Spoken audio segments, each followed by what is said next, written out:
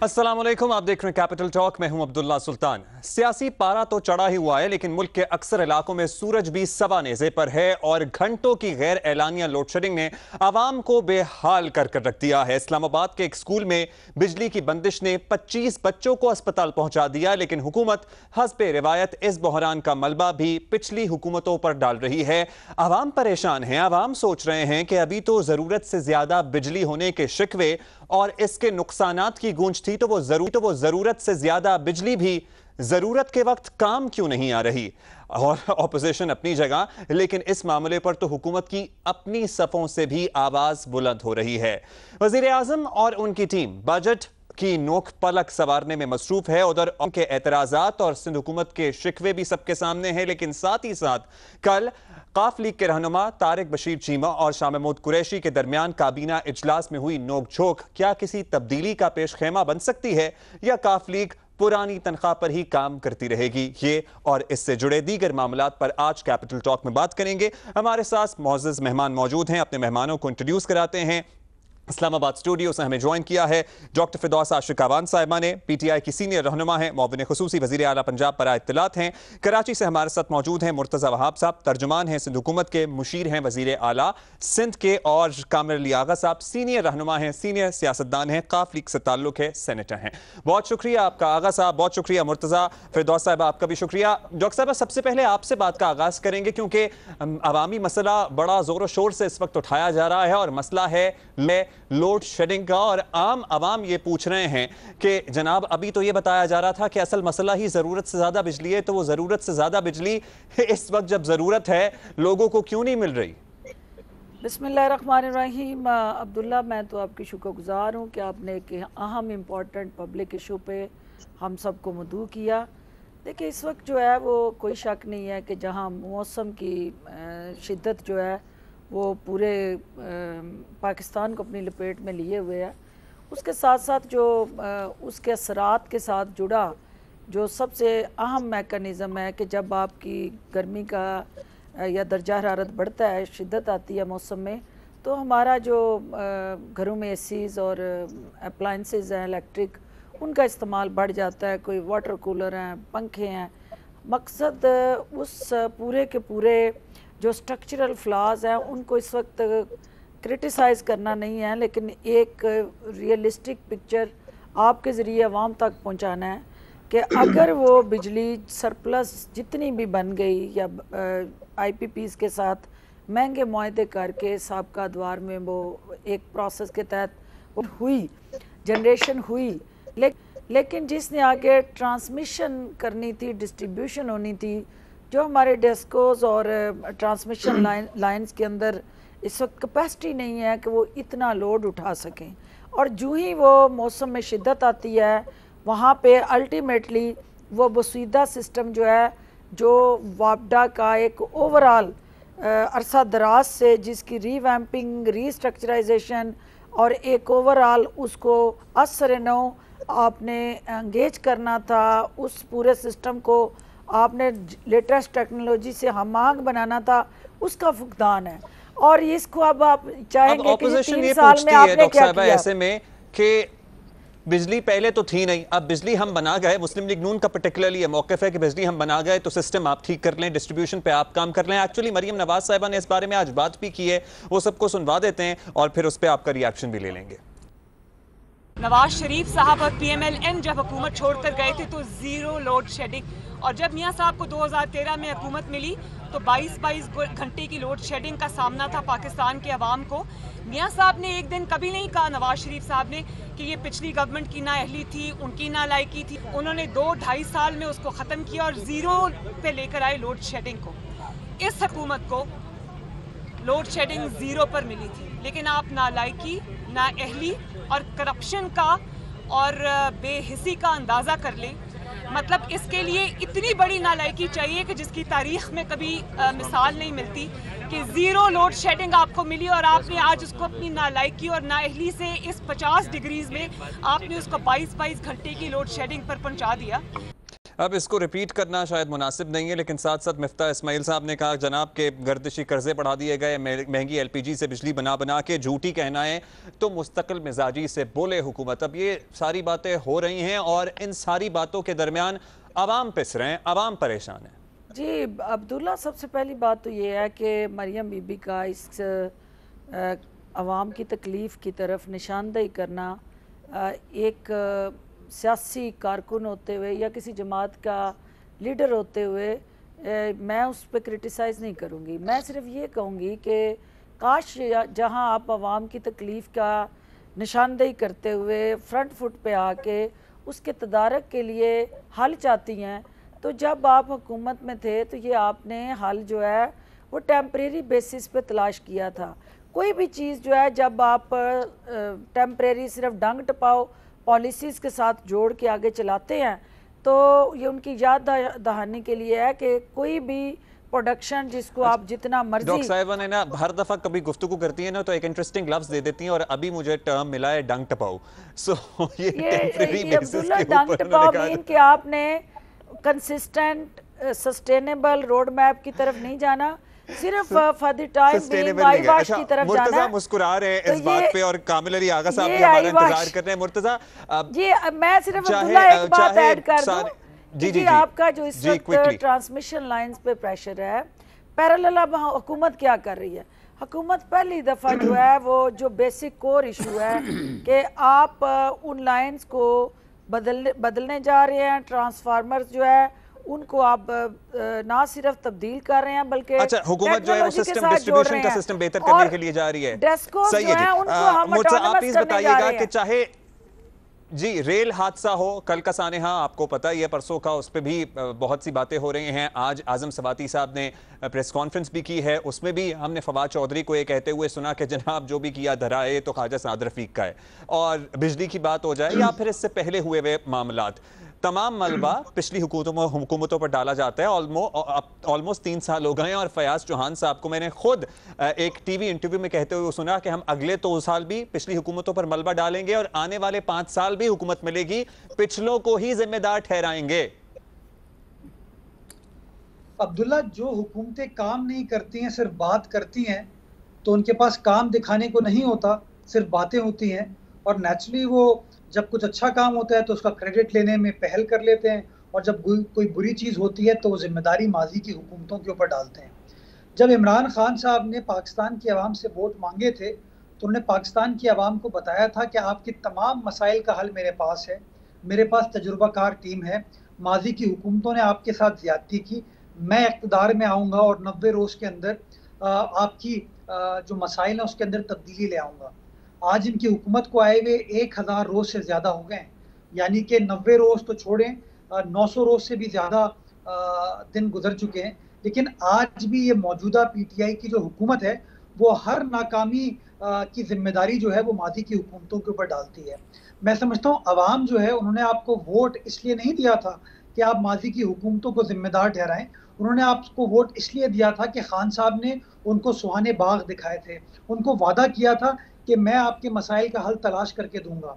अब आप पिछले 1000 रोज़ में देख चुके हैं कि जितने स्कैंडल्स आए हैं वो स्कैंडल्स 2 चीज़ों को शो करते हैं, या तो ये लोग चोर हैं, करप्ट हैं, या ये लोग इनकॉम्पिटेंट हैं। तो ये फैसला मैं समझता हूँ फिरदौस आपा खुद कर लें कि वो किस सिमत में जाना चाहते हैं। बट ये चीज़ बड़ी क्लियर हो चुकी है कि या तो ये डिलिबरेटली चीज़ों को संभाल नहीं पाते, करप्शन है, वेस्टेड इंटरेस्ट है, कॉन्फ्लिक्ट ऑफ इंटरेस्ट है, या ये लोग जेन्युइनली इनकॉम्पिटेंट लोग हैं जिनको अपना काम करना नहीं आता। मुर्तजा, आपने 2 अहम मौजू उठाए हैं, अहम नुक्ते उठाए हैं कि या तो मौजूदा हुकूमत चोर और करप्ट है या फिर इनकॉम्पिटेंट है। कामिल अली आगा साहब हमारे साथ मौजूद हैं। कामिल अली आगा साहब, ज़ाहिर है काफिले, जी आप प्लीज ऐड कर दीजिए। जी प्लीज। मैं सिर्फ एक लाइन मैं इसलिए कह रहा हूँ कि चोरी और इनकॉम्पिटेंस की बात को, कि जब इनकी हुकूमत आई तो पाकिस्तान का सर्कुलर डेट जो है वो 1100 अरब था, आज वो सर्कुलर डेट 2600 अरब पे पहुंच चुका है। और उसके बावजूद ये लोग ये नहीं कह रहे कि लोड शेडिंग हमने ख़त्म कर दी है। आज जो इस्लामाबाद में अनफॉर्चुनेट वाक़या हुआ है इसकी जिम्मेदार माजी की हुकूमतें नहीं हो सकती, ये इनकी जिम्मेदारी है। 3 साल इनको हो गए इक़्तिदार में आए हुए, लेकिन अभी तक ये आवाम के मसाइल को हल नहीं कर पाए। एंड दैट शोज़ मौजूदा हुक्मरानों को जवाब होना ही पड़ेगा, अवाम उन्हीं से जवाब मांगते हैं। आगा साहब, मुर्तज़ा कह रहे हैं कि या तो इनकॉम्पिटेंट हैं या करप्ट हैं। अब आपने एक इशारा किया था कुछ दिन पहले, आपने हमारे जियो न्यूज़ से गुफ्तगू करते हुए कहा था कि जनाब अब तो मुख्तलिफ महकमों में करप्शन का रेट बढ़ गया है और इमरान खान साहब का नाम लेकर ज़्यादा पैसे मांगे जाते हैं कोई भी काम कराना हो। फिर कल हमने तारिक चीमा साहब का मामला भी देख लिया। तो आप ज़रा हमें बताइए क्या तहफ़्फ़ुज़ात हैं? आप हुकूमत के इत्तेहादी हैं, शिकवे शिकायत तो करते रहते हैं लेकिन साथ भी रहते हैं। अब ज़ाहिर है आपकी लीडरशिप भी ये कह चुकी है। तो पहले तो हमें तहफ़्फ़ुज़ात अगर आप बताना चाहें इस फोरम पर। आपने काबीना के सामने तो तारिक साहब ने रखे नहीं, लेकिन यहाँ आप रख सकते हैं, तो प्लीज़ बताइए। देखें अब्दुल्ला, सबसे पहले तो मैं लोड शेडिंग पे बात करना चाहूँगा, क्योंकि ज़ाहिर है मेरे दो साथियों ने बड़ी मुफस्सल गुफ्तगू की है, बड़ी ज़ीरक गुफ्तगू की है, लेकिन इसमें तो कोई शक नहीं कि ये जो थर्मल पावर IPPs के मुआदे थे, ये कौम के साथ एक बहुत बड़ा जुल्म, बहुत बड़ी ज़्यादती थी। ये जो आज अभी मुर्तज़ा ने कहा, इसमें कोई शुबा नहीं कि 1100 बिलियन रुपीस थे, अब बढ़ के वो 2200 बिलियन हो गए हैं। तो ये तो बढ़ते जाएंगे। ज़ाहिर है जब आपने मुआदे ही ऐसे किए कि आपको कैपेसिटी चार्जेस भी देने पड़ेंगे, तो आगे अगर आपने डिस्ट्रीब्यूशन का सिस्टम कोई कायम नहीं किया और बिजली पैदा कर ली, तो ज़ाहिर है ये लोड शेडिंग हो या लोड शेडिंग तो मैं नहीं देख रहा, लाहौर के अंदर लोड शेडिंग कम है। लोड शट जिसको कहते हैं शट डाउन, वो बहुत ज़्यादा है। यानी 7-7 घंटे की, 8-8 घंटे की लाहौर के अंदर एक हल्के के अंदर शट डाउन होती है। तो तकलीफ़ तो आवाम को पहुंच रही है, चाहे वो गर्दिशी कर्ज़ों की हो या शट डाउन के ज़रिए हो। जब डिस्ट्रीब्यूशन का अगर इन्होंने IPPs लगाने थे तो फिर उसका निज़ाम भी तो कायम करते ना। अब एक दूसरे के ऊपर इल्ज़ाम लगाने की बात तो जारी और सारी रहेगी। रवायत है कि पिछली ने ये कर दिया, पिछले ने ये कर दिया। एक नुक्स जो इस हुकूमत का है वो मैं मानता हूँ, वो ये है कि 3 साल गुजर गए, हमें भी जब पता है कि हमारे पास 30,000 मेगावाट बिजली जो है वो पैदा हो रही है और उसके पैसे भी देने हैं, और अगर वो शटडाउन के चक्कर में लोग कंज्यूम नहीं करेंगे, इस्तेमाल नहीं करेंगे, तो गर्दिशी करते तो मज़ीद बढ़ते चले जाएंगे ना। लोग बिजली के ना होने की वजह से तकलीफ में भी रहेंगे और उनके ऊपर सारी जो लाइन लॉसेस हैं वो भी उनके ऊपर पड़ते रहेंगे, और जितनी कैपेसिटी चार्जेस तो आगा साहब, ये रविश पिछलों को जिम्मेदार ठहराने की आप समझते हैं कि अब ये तर्क होनी चाहिए? अब 3 साल हो गए हैं, इन्हें अपनी परफॉर्मेंस की बात करनी चाहिए। आपका क्या मौक़िफ़ है इस पे? मैं बिल्कुल ये समझता हूँ कि 3 साल के अंदर कम से कम इस हुकूमत को सारा जोर इस बात पे दे। बिजली तो थी ना, बिजली तो इन्होंने बना दी, वो हमारे साथ डाल दी, वो अजाब नाजल कर दिया इस कौम के ऊपर, और महंगी बिजली, सस्ती बिजली की बजाय महंगी बिजली बना के दे दी, और फिर वो कैपेसिटी चार्जेस भी अदा करने की बात जो है वो लिख के हाथ काट लिए। तो उसके बाद हमें तो एक ही बात थी ना कि इस हुकूमत को चाहिए था कि वो डिस्ट्रीब्यूशन का निज़ाम जो है उसको प्रायोरिटी देती और उसके ऊपर इतना जोर देती कि ये जो शट डाउन वाला हुकूमत कहते हैं, तो आगा साहब मैं जरा कंफ्यूज हो जाता हूं क्योंकि आप हुकूमत के इत्तेहादी हैं। आप लोग मशवरा नहीं देते या आपकी जिम्मेदारी कबूल कर रहा हूं या आपसे कोई मशवरा लेता नहीं है? जिम्मेदारी कबूल कर रहा हूं अब्दुल्ला, मैं अपनी जिम्मेदारी कबूल कर रहा हूं। यही तो हमारी रिजर्वेशंस हैं। हमारी रिजर्वेशंस क्या हैं हुकूमत के साथ? हम ब्लैक मेलर नहीं हैं। हमने तो अपने जो हमारे हकूक थे वो भी हमने छोड़ दिए। यानी मुनस सलाई साहब की मिनिस्ट्री हमने 1.5 साल पहले कह दिया हम नहीं लेते, लेकिन मुतालबा और हमारे तहफ़्फ़ुज़ात जो हैं वो हमेशा से एक ही हैं कि कंटिन्यूटी होनी चाहिए आपस में मुशावरत में, और तसलसल कायम रहना चाहिए। डे टू डे इशूज़ के ऊपर बात करनी चाहिए, और जो डिसीजन हो उनको हू बहू इम्प्लीमेंट करना चाहिए। इसके अलावा हमारी दूसरी बात ये थी कि पॉलिसी मेकिंग के अंदर हमारी इनपुट शामिल होनी चाहिए। बदकिस्मती ये है कि जब इमरान खान साहब नोटिस लेते हैं उसके बाद कोई मामला दुरुस्त होते हैं कि मशावरत भी शुरू हो जाती है, लेकिन जो ही उनके दीगर मामला, ज़ाहिर है वो उनके पास एक मसला तो नहीं है, वो दीगर मामला के अंदर जब अपनी मसरूफ़ होते हैं तो जो सेकंड लाइन ऑफ लीडरशिप है वो उसकी तवज्जो अपने इत्तेहादियों की तरफ से बिल्कुल खत्म हो जाती है, वो अपने अपने अच्छा, तो कामों फिर में मसरूफ हो डॉक्टर जाते हैं साहब से और इसका अपने जवाब अपने देते हैं। डॉक्टर साहब, ये पूरे आपका करते हैं। मसला तो नहीं है? इससे पहले भी काफ लीग अपने तहफ़्फ़ुज़ात का इजहार करती रही है, MQM अपने तहफ़्फ़ुज़ात का इजहार करती रही है। ये मसला अब तक तो ठीक हो जाना चाहिए जब इत्तेहादी हैं, और इत्तेहादियों के सहारे, पर्टिकुलरली पंजाब में तो हुकूमत कायम ही उनके सहारे है, तो क्यों फिर ये नौबत आती है कि उनसे मुशावरत नहीं होती या पॉलिसी साजी में कोई इनपुट नहीं लिया जाता? फिर बार बार ये शिकवे शिकायतें क्यों सामने आती हैं?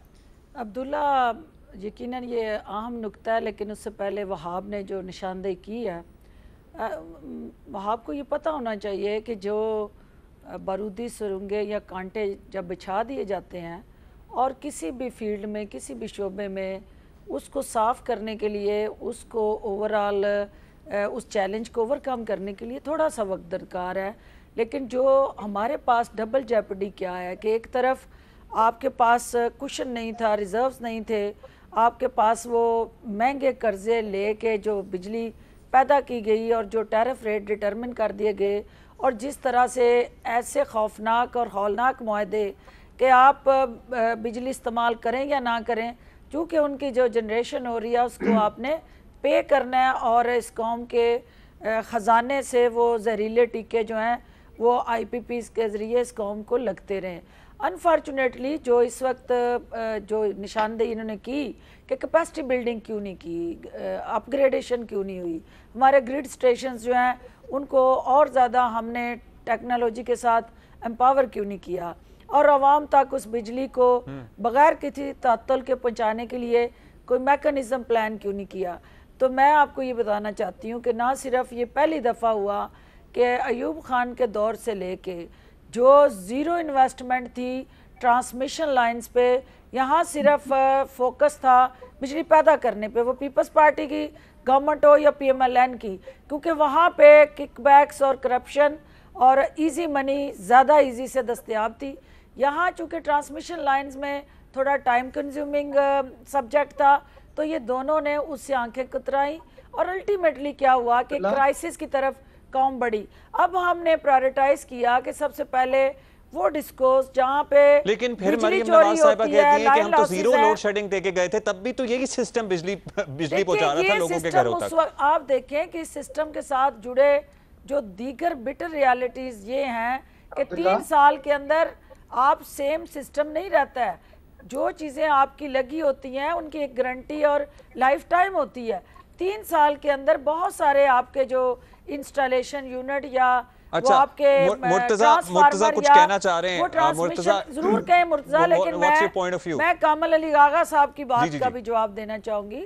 देखिए आगा साहब जो अवामी मफाद की निशानदेही कर रहे हैं, उनको ये भी ज़हन में रखना चाहिए कि जहाँ इस वक्त हमें इस क्राइसिस का सामना है कि बिजली दस्तयाब है लेकिन डिस्ट्रीब्यूशन मैकेनिज़्म और ट्रांसमिशन लाइंस में इतनी कैपेसिटी और उनकी अपनी एक बसूदा हाल जो सिचुएशन है उसकी वजह से वो क्राइसिस आता है, जिसको वो शेड मैनेजमेंट कह रहे हैं, मैं उसको लोड मैनेजमेंट कहूँगी, क्योंकि लोड मैनेजमेंट और लोड शेडिंग में फ़र्क ये है कि जब आप किसी जगह पे लोड एक्स्ट्रा लाइंस के अंदर आता है तो फिर कहीं से आपको ऑफ करना है, कहीं ऑन करना है, फिर जाके आपने उस अच्छा, कामिल अली आगा साहब एक और शिकायत भी कर रहे हैं, वो कह रहे हैं कि हमसे पॉलिसी मेकिंग में मुशावरत नहीं की जाती, उस पर भी जरा रोशनी डालें, और सेकंड टियर जो लीडरशिप है PTI की वो तवज्जो नहीं देती है इत्तेहादियों पर। जायज़ तहफ़्फ़ुज़ात जो हैं उनको फिलफौर उसका अजाला किया जाएगा, और जो ये निशानदेही कर रहे हैं कि कंसल्टेशन प्रोसेस में इनको हिस्सेदार होना चाहिए, तो बिल्कुल है, और अगर कहीं कोई गैप है तो उसको और ज़्यादा इफेक्टिवली इनको एम्पावर होना चाहिए उस प्रोसेस में, क्योंकि ये हुकूमत के अंदर इम्पॉर्टेंट स्टेक होल्डर हैं। लेकिन मैं इनसे भी ये गुजारिश करूँगी कि ये स्टेक होल्डर होते हुए रिस्पॉन्सिबिलिटी भी इन्होंने शेयर करनी है, सक्सेस भी और फेलियर भी, दोनों में इनका इक्वल हिस्सा है। तो लिहाजा ये जहां बेहतरी की गुंजाइश है, अच्छा, ये पार्टी सतह पे हमारी जनाब वो कहते हैं जी मैं तो रिस्पॉन्सिबिलिटी मानता हूं। अच्छा Murtaza, quickly you want to add something, तो आप अपना पॉइंट दीजिए, उसके बाद आगा साहब से बड़ा एक अहम सवाल भी है, वो भी करना है। अब्दुल्ला, जो अभी फिरदौस आपा बात कर रही थी, देखिए ये नहीं हो सकता कि हुकूमत प्रॉब्लम आइडेंटिफाई करे, हुकूमतें प्रॉब्लम आइडेंटिफाई करने के लिए नहीं आती हैं, लेकिन वो आवाम को प्रॉब्लम का हल मैं आपको 60 साल से अगर वो प्रॉब्लम इस विरसे में हमें मिले हूं तो वो इतनी जल्दी हल नहीं होते बेटे, उसके लिए टाइम चाहिए, कंसिस्टेंसी चाहिए, रिसोर्सेज चाहिए और ओवरऑल कंटिन्यूटी चाहिए, और नीचे जो आपका स्ट्रक्चर है, जो मैन पावर है, उसके अंदर विल पावर चाहिए। तो जो भर्ती हुए आपका स्टाफ और सारा A to Z सिफारिशी कल्चर की पैदावार, वो डिपार्टमेंट जो है उसके अंदर रिजॉल्व चाहिए। डॉक्टर साहब मुर्तजा को कंप्लीट करने दें प्लीज। जी देखिए, मेरा पॉइंट ये है कि हुकूमत जो है वो प्रॉब्लम बताने के लिए नहीं आती, प्रॉब्लम हल करने के लिए आती है। अगर आज हुक्मरान ये कहना शुरू कर दें, प्रॉब्लम भी मुर्तजा हल होने हैं ना, वो कराची में है, वो क्यों नहीं हल हुआ है अभी तक? कराची के अंदर आप बैठे हैं, तो के इलेक्ट्रिक का कौन जिम्मेदार है? अच्छा, कराची इलेक्ट्रिक को वफाकी हुकूमत उसकी शेयर होल्डर है 25%, और बाकी कराची इलेक्ट्रिक की। सूबाई हुकूमत क्या कर रही है? आप मेरी बात सुन लेंगे? आप बोले डॉक्टर साहब प्लीज मुर्तजा को अपना पॉइंट कंप्लीट करने दें। की कॉलीग रही है, मैं बड़ा आपका एहतराम करता हूं। मैं नहीं चाहता कि वो जो पीटीआई और पीपल्स पार्टी का रिश्ता है वो यहाँ स्टार्ट हो। मैं नहीं चाहता मैं आपकी बात को टोकूं, आप अपनी बात करें, मैं आपकी बात का जवाब देना चाहूंगा। आप मेरी बात से इत्तेफाक नहीं करते, आप मुझे जवाब दे दीजिएगा। कराची इलेक्ट्रिक को वफाकी हुकूमत कंट्रोल करती है, 25% आपके उसमें हिस्से हैं, उसके अंदर आपके 2 डायरेक्टर बैठते हैं। नेपरा वफाकी इदारा है जो कि कराची इलेक्ट्रिक को रेगुलेट करता है, तो उसकी जिम्मेदारी आप सिंध हुकूमत के ऊपर नहीं डाल सकती। मैं गुजारिश बहैसियत शहरी आपको ये करना चाह रहा हूँ कि 3 साल के इख्तिदार के बाद आपको लोगों को प्रॉब्लम नहीं बतानी चाहिए, प्रॉब्लम का हल बताना चाहिए। मसाइल नहीं बताने चाहिए, मसाइल का हल बताना चाहिए। दूसरी बात मैं गुजारिश ये करना चाहूँगा कि माजी में जिन हुकूमतों ने ट्रांसमिशन के ऊपर काम किया, आपकी हुकूमत ने उनके खिलाफ केसेस बनाए। मैं आपको मिसाल देना चाहूँगा, सिंध वो वाहिद सूबा है जिसने Sindh transmission and dispatch company बनाई ताकि जो बिजली आप नेशनल ग्रिड को प्रोवाइड कर सके, डिस्ट्रीब्यूट कर सके। नतीजा ये हुआ, जो ब्यूरोक्रेट्स हैं और जो सियासी लीडरान हैं उनके खिलाफ नैब के मुकदमात बन गए और वो पेशियां भुगत रहे हैं। तो जब आप अपने ब्यूरोक्रेट्स को आप बोल सकती हो अब्दुल्ला के वो नैब में क्यों गए, वो हाजी और इमाम मस्जिद इसका जवाब आप लेंगे, इसका जवाब भी लेंगे और भी बहुत से अहम पॉइंट्स हैं। जी मुर्तजा कंप्लीट कर लें, I have to take a break. जी मैं सिर्फ कंप्लीट ये करना चाहता हूं कि देखें, अगर आप जिम्मेदार हुकूमत होते ना तो इस तरह की जो सक्सेस स्टोरीज हैं आप उनको प्रोटेक्ट करते।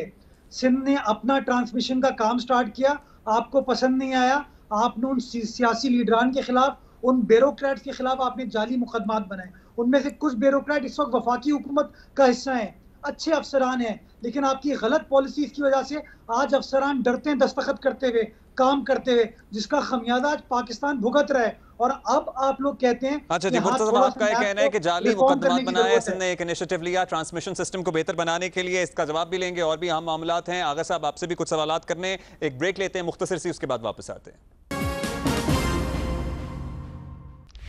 Welcome back to Capital Talk. हमारे साथ मौजूद मेहमान मौजूद हैं। कामिल अली आगा साहब, मुझे कैटेगोरिकली बताइएगा इससे पहले, क्योंकि आप जियो पे ये बयान दे चुके हैं कि करप्शन पहले से ज्यादा बढ़ गई है, जबकि इमरान खान साहब 90 दिन में करप्शन का खात्मा करने के वादे और नारे के साथ मैदान में आए और फिर बरसर इख्तिदार हुए।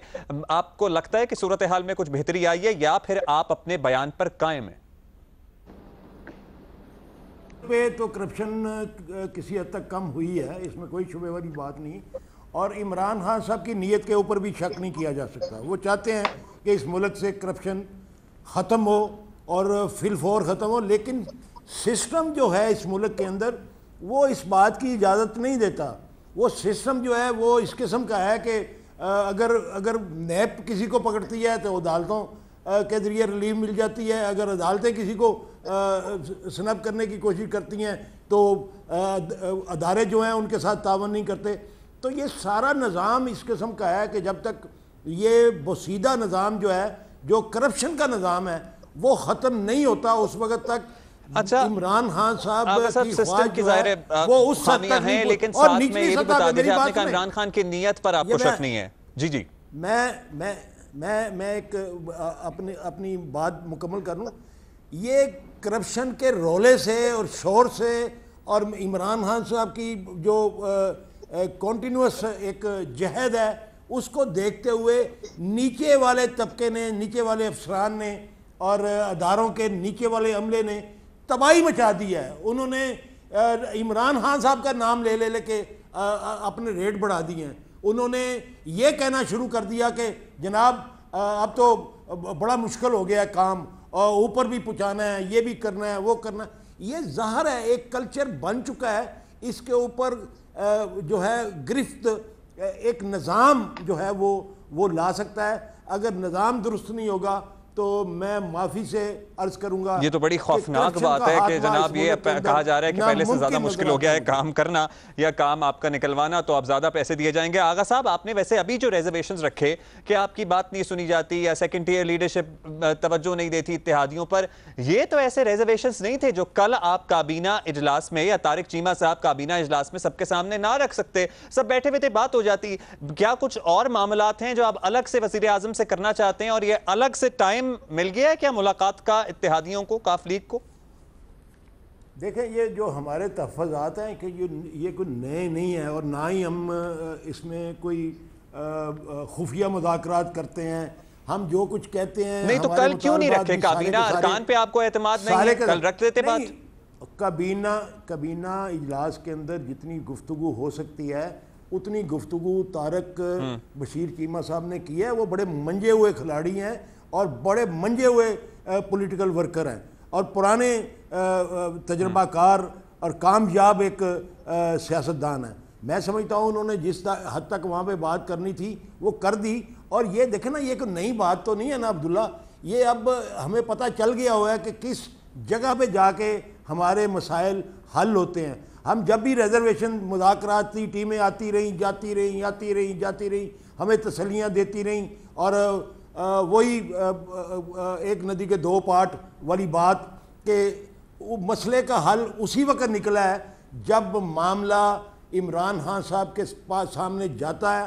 वो उसका नोटिस लेते हैं, वो फिर हदायत जारी करते हैं, तो कुछ अरसा मामला जो हैं वो दुरुस्त रहते हैं। और कल वाला मामला तो ये था ना कि एक तो बजट जो है वो था और बजट के अंदर ज़ाहिर है अगर हमारे नुमाइंदे जो हैं, हमारे इलेक्टेड रिप्रेजेंटेटिव हैं, हमारी जमात के हैं, अगर उनको अपना तरक्याती फंड्स के अंदर ड्यू रिस्पेक्ट नहीं मिलेगी, उनको शेयर नहीं मिलेगा, तो पूरा साल वो रोते रहेंगे। और फिर जो हम कलपते रहे हैं हमेशा कि जी तवज्जो दें, अवामी मसाइल के ऊपर तवज्जो दें, महंगाई का खात्मा हो, बेरोज़गारी का खात्मा हो, लॉ एंड ऑर्डर दुरुस्त हो, ये सारी चीज़ें जो हैं अगर ये कंटिन्यूटी इसके अंदर रही और दुरुस्त ना हुई तो फिर फेस तो पीटीआई को भी करना पड़ेगा और हमें भी करना पड़ेगा। इसलिए हम चाहते हैं कि फिर फेस तो आपको भी करना पड़ेगा। आप रोते रहे महंगाई, करप्शन, बैड गवर्नेंस, लेकिन जाहिर है कि आप लोग अपनी राहें जुदा नहीं करेंगे। ये तो आपकी लीडरशिप पहले से वाज़ेह कर चुकी है जी। एक बात और, कल जो तारक बशीर चीमा साहब की बात थी उसके अंदर उनको तशवीश एक और बहुत अहम मामले पे थी, वो है बहावलपुर का पानी। पिछले दिनों में सारे पाकिस्तान में पानी कम हुआ, लेकिन रेशो से ज़्यादा जितना कम होना चाहिए था उससे ज़्यादा कम कर दिया गया। और उन्होंने ये पूछा कि वो पानी गया किधर, यानी आगे पानी जा रहा है और वाफर जा रहा है, लेकिन बहावलपुर का पानी, बहावलपुर एक ज़रई रकबे वाला इलाका है, वहाँ पे कपास जो है जो सोना उगलती है वो ज़मीन, और पाकिस्तान के अंदर डॉलरों की भरमार होती है। पिछली दफ़ा भी उससे पिछली दफ़ा भी इसी किस्म की कुताहियों की वजह से वहाँ पे कपास की फसल जो है बहुत कम हुई। और इस वक्त भी अंदेशा है कि अगर पानी पूरा ना मिला तो वहाँ पे मजीद पानी का मसला तो आपने बहावलपुर की भी बात की है, सिंध भी अपना उन्होंने अपनी रिजर्वेशन और तहफ़्फ़ुज़ात का इज़हार किया। अच्छा ठीक है, डॉक्टर साहब आपसे आएंगे। अभी पानी का मसला उठा रहे हैं बहावलपुर के लिए, साथ ही आपका ट्विटर पे हमने बयान देखा, आपने कहा जी सिंध हुकूमत आपके निशाने पर है और पर्टिकुलरली वज़ीर आला सिंध के कभी पानी के मामले पर झूठा प्रोपेगेंडा तो कभी बेबुनियाद इल्ज़ामात से सिंध की तरक्की के लिए वफाकी हुकूमत के इक़दामात में रुकावटें डालने की कोशिश की गई हैं। झूठ के सहारे वज़ीर आला सिंध सियासी मंजरनामे पर जिंदा रहने की कोशिश में मसरूफ़ हैं। अब आगा साहब भी पानी के मामले पर बात कर रहे हैं, तो आपको क्यों लगता है कि पानी के मामले पर झूठा प्रोपेगेंडा कर रही है सिंध हुकूमत? अब्दुल्ला, जो वहाब ने बात की कि किसी के साथ विक्टिमाइजेशन हो रही है या किसी ऐसे ब्यूरोक्रेट को या सियासी शख्सियत को कि वो पब्लिक इंटरेस्ट में या नेशनल इंटरेस्ट में किसी ने काम किया है तो उसको नैब ने जो है गिरफ़्तार किया या केसेस बनाए हैं या वो रेफरेंस का सामना कर रहे हैं, तो आप सब वहाब समेत इधर बैठे हुए हैं, तो नैब किसी भी ऐसे शख्स पे हाथ नहीं डालती जो किसी न किसी जगह पे अगर वो दानिस्ता गैर दानिस्ता उसकी इन्वॉल्वमेंट नज़र ना आए। और कौमी असासे जो हैं उनका तहफ़्फ़ुज़ यकीनी बनाना हमारी ज़िम्मेदारी है, और माशरे में वो तमाम जो इश्यूज़ और पहलू जिसकी निशानदेही कामल आगा साहब ने की है कि करप्शन और करप्ट प्रैक्टिसेस को रोकना इस हुकूमत का आज़म है, और वज़ीर आज़म की क़यादत में इंशाअल्लाह हम इन काली भेड़ों का हर महकमे से सफाया करेंगे। ये वो बात जिसकी तरफ ये निशानदेही कर रहे हैं कि इमरान खान का खौफ जो है कि भाई इमरान खान के नाम लेने से वो मेरा हाल वजाहत कर दें कि ये इमरान खान का खौफ है कि वो किसी को ना खाने देगा ना खाता है, तो जब वो ना खाता है ना खाने देता है तो वो खौफ जो है वो अंडरग्राउंड डीलिंग का रेट जो है, जो इससे पहले टेबल के ऊपर डीलिंग होती थी और जो इससे पहले जो है सरेआम आवाम की जेबों पर ढाके डाले जाते थे, करप्शन और किकबैक्स को फखरिया पेशकश के तौर पे ओन किया जाता था, वो अब अंडर द टेबल अगर खौफ के साथ कोई नफी में असर उसमें उठा वो रहे हैं, करता है, लेकिन सिंध इसका हुकूमत मतलब है पर्टिकुलरली ये सोशल हमारी मीडिया पे और वजीर आला अपनी सिंध आपके गवर्नमेंट निशाने का पर क्यों हैं? जी ये वजीर हम आला आपसे भी पूछेंगे, साहब, मुर्तजा से भी। वजीर आला साहब इसलिए जी क्विकली एक line.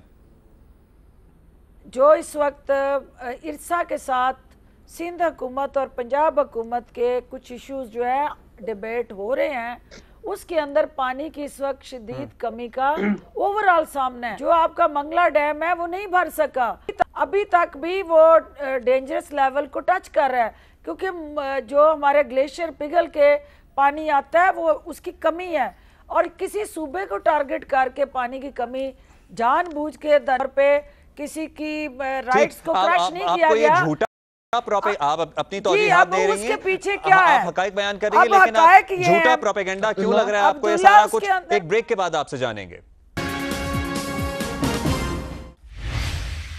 Welcome back to Capital Talk. अब मुर्तजा, इससे पहले डॉक्टर फिरदौस आशिक अवान साहबा कह रही थी, इनफैक्ट कह रही थी कि पानी के मसलों को जिस तरह उन्होंने तौजीह की, बयान किया कि पानी है ही नहीं, पानी का बिला वजह इशू बनाया गया है, साथ ही साथ वो सिंध हुकूमत का प्रोपेगेंडा करार दे रही हैं। तो क्या लगता है आपको कि वाकई ये प्रोपेगेंडा है या आप लोग थॉरली पंजाब को या इरसा को अपना मैसेज कन्वे नहीं कर पाए?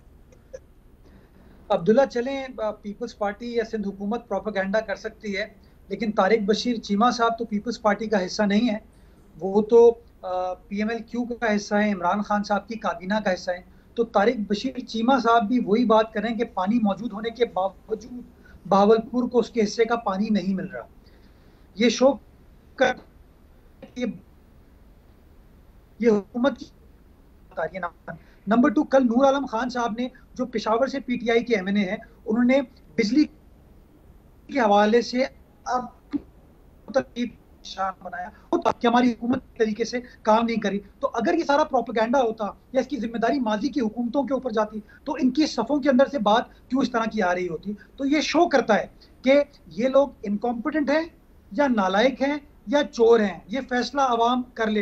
दूसरी बात मैं अब्दुल्ला आपके सामने करना चाहूंगा कि जो कहते हैं ना कि इमरान खान साहब का डर है, खौफ है, इमरान खान साहब करप्शन को रोकना चाहते हैं। अब्दुल्ला, चीनी स्कैंडल की रिपोर्ट इमरान खान साहब की हुकूमत ने खुद बनाई, उसकी जो रिपोर्ट सामने आई है वो आप पढ़ सकते हैं। अरबों रुपए का टीका आम आदमी को लगा।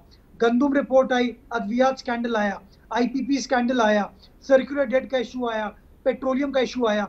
ये तमाम इशूज इनके दौरे हुकूमत में है, इनके इख्तिदार में है। तो मुझे नहीं समझ आता ये कैसी फरिश्तों की हुकूमत है कि अपने आप को कहते तो बड़े नेक हैं, बड़े फरिश्ता सिफ्त कहते हैं, लेकिन इतने बड़े बड़े स्कैंडल्स जो हैं इमरान खान साहब की हुकूमत में आते हैं। तो इमरान खान साहब ये नहीं कह सकते कि इसका जिम्मेदार फलां है, ढिमकाना है। इमरान खान साहब उस हुकूमत को हेड करते हैं उस काबीना के वो हेड हैं और सारे फैसले वजीर आजम की मशावरत के बाद, वजीर आजम की मंजूरी के बाद किए जाते हैं। आगा साहब आपकी तरफ आएंगे। अच्छा कामिल अली आगा साहब, अब बजट की आमद है, जाहिर है आपके रिजर्वेशंस भी अपनी जगह हैं, लेकिन एक और ग्रुप पंजाब में जो है जिसके पास बड़े एमपीएज हैं वो है जहांगीर तरीन साहब का ग्रुप, जो अभी तक अपैरेंटली नाराज हैं, उनके भी तहफ्फुज़ात हैं। तो पंजाब हुकूमत को क्या कुछ बजट के सिलसिले में मोहतात रहना चाहिए? क्या कोई राब्ते में हैं उस ग्रुप से आप लोगों के साथ, या आप लोग उस ग्रुप के साथ? देखें, एक मुसलमान हकीकत ये है कि हमारी क़यादत चौधरी शुजात हुसैन, चौधरी परवेज़ लाई साहब, तारिक बशीर चीमा, चौधरी मुनस लाई, हम सब, हमारे राब्ते कभी किसी के साथ ख़त्म नहीं होते। हम सियासत को दुश्मनी नहीं बनाते, हम सब के साथ अच्छे तल्लुकात, रवादारी और एक सॉफ्ट इमेज वाली जो सियासत है उसको परवान चढ़ाते हैं। हम पुरानी दुश्मनियों को ख़त्म कर देते हैं, हम अपने ज़ाती मफादात को छोड़ देते हैं, लेकिन हम रवादारी वाली सियासत को नहीं छोड़ते। हमारे तल्लुकात हर जमात के साथ हैं, हमारे तल्लुकात हर बड़ी सियासी शख्सियत के साथ हैं, छोटे कारकुनों के साथ भी हैं। अल्हम्दुलिल्लाह जहांगीर तरीन के मेंबर्स या जहांगीर तरीन के साथ हैं, सबके साथ तल्लुकात हैं, बड़े अच्छे तल्लुकात हैं। लेकिन गुजारिश ये है कि दूसरी तरफ हमारी एक और रवादारी ये भी है, और हमारी ये भी एक मुसलमान हकीकत है कि हम साजिश नहीं करते। जिसके साथ दोस्ती करते हैं उसको निभाते हैं, जिसके साथ एग्रीमेंट करते हैं उसको भी निभाते हैं। हम इस हुकूमत के साथ, पीटीआई के साथ, इमरान खान के साथ हम 5 साल के लिए एक दोस्ती कर चुके हुए हैं, इंशाल्लाह उसको निभाएंगे। रिजर्वेशंस हमारी जारी रहेंगी, तहफ़्फ़ुज़ात हम बयान करते रहेंगे अवाम की बेहतरी के लिए और अपने हलकों की बेहतरी के लिए, उनके अवाम के मसाइल को हल करने के लिए। आपने तो अपनी कमिटमेंट जाहिर कर दी। डॉक्टर साहबा क्विकली, पंजाब में जाहिर है आप मुशीर हैं वज़ीर आला पंजाब की, तो पंजाब में जहांगीर तरीन साहब के पास खासे एमपीएज हैं। कुछ धड़का है पंजाब हुकूमत को कि अगर उन लोगों ने शिरकत ना की बजट इजलास में? देखिए, धड़का में कुछ नहीं है, लेकिन सियासत के अंदर उस ग्रुप का तड़का ज़रूर लगा है, और वो जो तड़का लगा है उसकी वजह से जो है वो ओवरऑल जो आप सुन रहे हैं इधर उधर से आवाज़ें, वो सारी एक सियासी दाव पेश के साथ जुड़ी हिकमत अमली है। लेकिन हक़ाइक़ ये हैं कि वज़ीर आला पंजाब के इत्तेहादी PML काफ और उनके तमाम साथी वो उनकी क़यादत पे ना सिर्फ एतमाद करते हैं, बल्कि ये जिसको ग्रुप कहा जा रहा है ये इमरान खान के नज़रियाती कारकुन है, और वो इमरान खान के नजरिए के साथ खड़े हैं। और हमें कोई चैलेंज अपना पॉइंट दे दिया जी, आपको कोई चैलेंज नहीं है, आपने कहा जी। थैंक यू डॉक्टर साहबा, आप इस्लामाबाद से हमारे साथ मौजूद नहीं। थैंक यू मुत्सब वहाब साहब, थैंक यू साहब। That is it from capital talk today.